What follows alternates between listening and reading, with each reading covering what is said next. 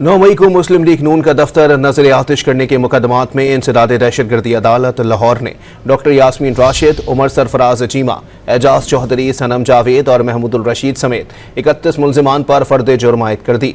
इंसदाद दहशतगर्दी अदालत के जज अरशद जावेद ने मुकदमात पर समाअत की। तमाम मुलजिमान ने सेहत जुर्म से इनकार कर दिया।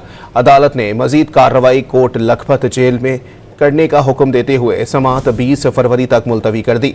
आइंदा समाअत पर मुकदमे के गवाहों को तलब कर लिया।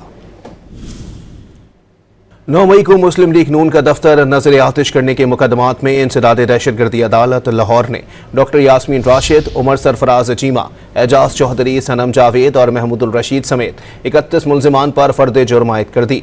इंसदाद दहशतगर्दी अदालत के जज अरशद जावेद ने मुकदमात पर समाअत की। तमाम मुलजिमान ने सेहत जुर्म से इनकार कर दिया।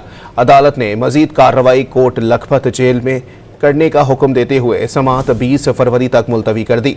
आइंदा समाअत पर मुकदमे के गवाहों को तलब कर लिया।